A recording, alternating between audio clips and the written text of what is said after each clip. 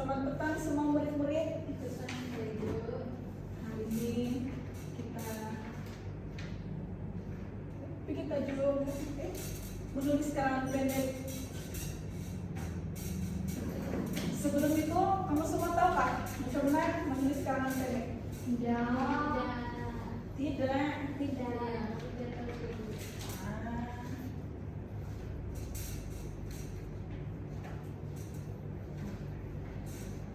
Kamu tidak tahu macam mana mau tulis karangan pendek? Coba kasih tahu hari ini.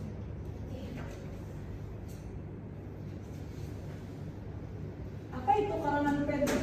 Kamu semua tidak tahu kan? Tidak. Karangan pendek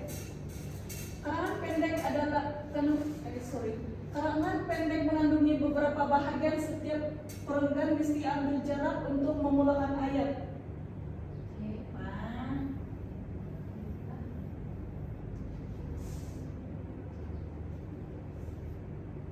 Beberapa bahagian seperti pendahuluan, ciri-ciri, dan penutup.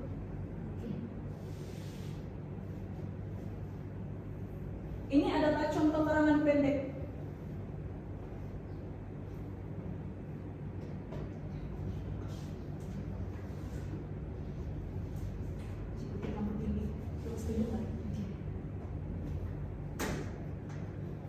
Contoh karangan pendek dia ada pendahuluan, Contoh karangan pendek dia ada tajuk, dia ada pendahuluan, dia ada isi, dua isi sebuah karangan pendek sejauh.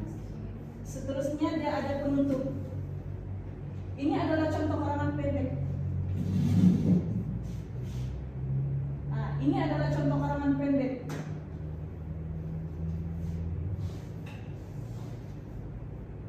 Contoh karangan pendek di sini adalah tajuk dia peranan guru dalam menjaga kebersihan sekolah. Jadi pendahuluan dia adalah sekolah yang bersih dan ceria memberikan suasana yang selesa untuk belajar. Menjaga kebersihan sekolah bukanlah tugas pekerja pembersihan semata-mata, tetapi tanggung jawab semua. Ini adalah pendahuluan.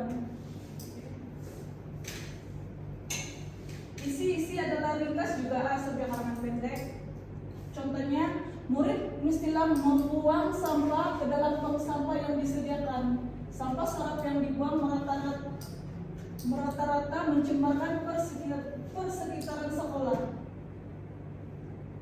Pendek dan padat.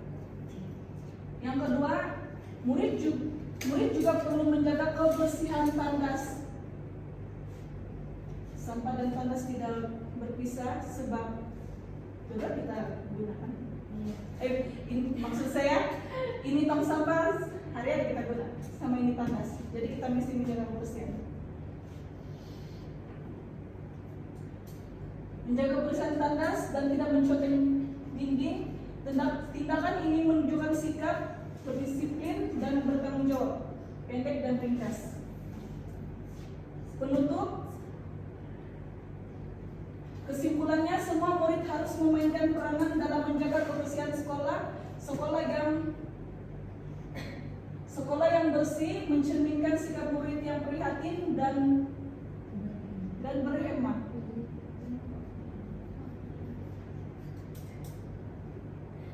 Oke, karangan pendek ini kita mesti menggunakan tanda wacana ya. Ini adalah contoh karangan pendek. Tapi ini bukan tajuk utama kita. Ini adalah tajuk utama kita. Ini adalah tajuk utama kita.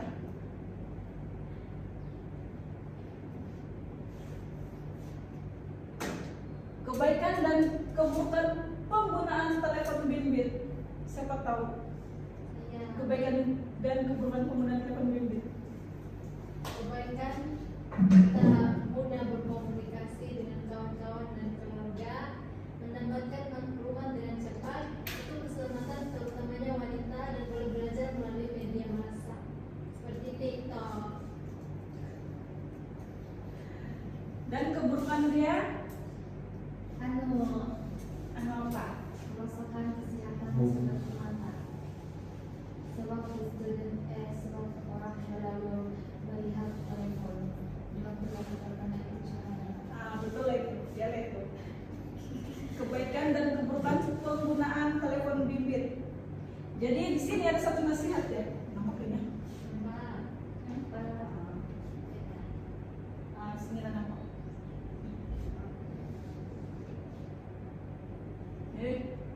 Zoom dulu.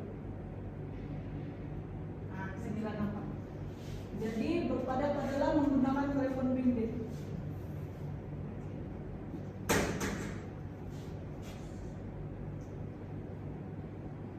Jadi berbalik kita punya tajuk hari ini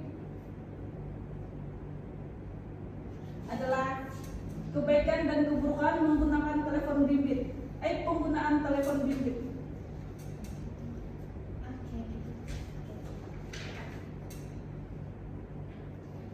Jadi hari ini kita punya latihan adalah membuat karangan pendek.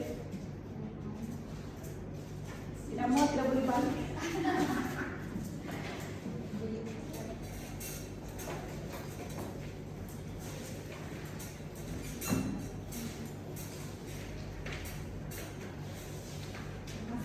Sama-sama.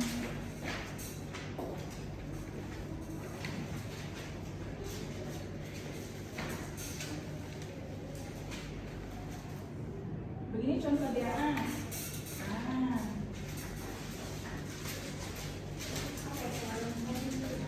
Ini dari punya soalan. Ini kebaikan dan keburukan penggunaan telepon bimbit. Kebaikan dan keburukan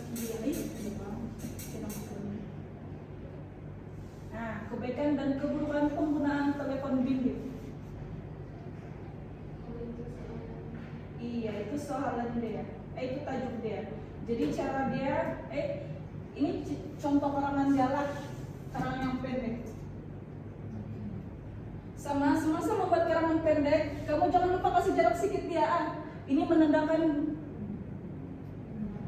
perbulan perenggan. Dan jangan lupa menggunakan penanda wacana untuk mencantumkan ayat. Boleh sudah. 5 menit tak?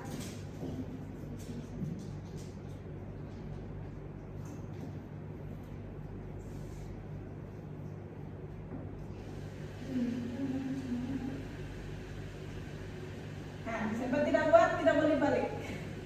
Tidak boleh balik.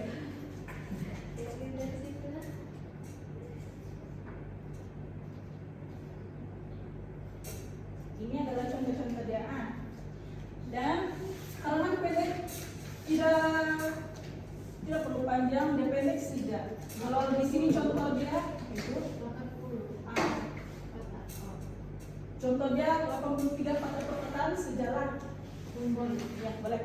Dia pendek saja. Ada Minimum dia 80. 90 patah perkataan lah. Iya. Minimum. Iya. Sebenarnya kamu panjang, pendek-pendek Jadi saja. kalau maksimal nggak istimewa. Kalau paling sedikit 90, kalau paling panjang berapa? 100 lah, 90 hingga 100 lah pada perkataan. Begitu. Jadi ini tidak beda juga. Ya, tidak beda, dia contoh saja. Kamu mesti bapak pendek-pendek ya, jangan terlalu panjang. Saya tidak cukup di situ. Tidak cukup. Iya. Boleh tuh. Cukup dalam isi karangan pendek ada berapa sih sekurang-kurang? Jadi mesti ada satu kebaikan dan satu keburukan. Satu-satu. Iya. Oh, oke.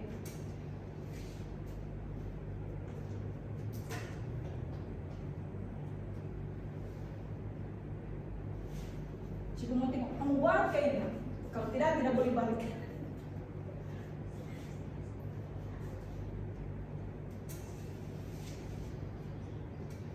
Kamu sudah siap? Siap. Boleh cikgu tengok kamu punya karangan? Boleh. Cikgu umpan isi dia lah. Ayo, sikutnya.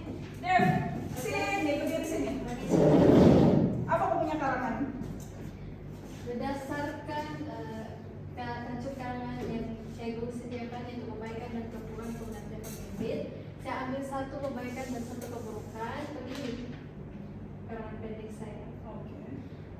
Pendahuluan dia ialah telepon bimbit banyak membantu dalam kehidupan seharian. Antaranya ia memudahkan komunikasi, membantu pembelajaran dan memberi hiburan. Yang kedua ialah maafkan saya. Namun, terdapat juga keburukan penggunaan berlebihan yang boleh merosakkan kesehatan dan juga menyebabkan ketagihan dan mengganggu hubungan sosial. Kesimpulannya, telepon bimbit membawa kebaikan jika digunakan secara bijak dan terkawal, dan boleh juga membawa keburukan sekiranya disalahgunakan. Saja. Itu sih. Betul itu guys, duduk lah. Oke, terima kasih.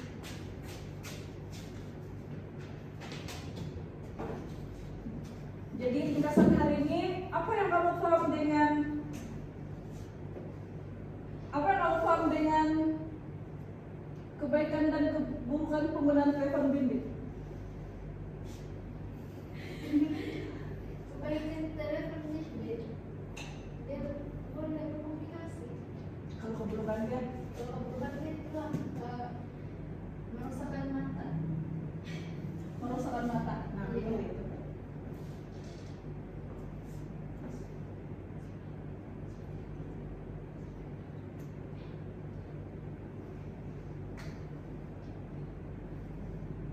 Jadi hari itu sejak pembelajaran hari ini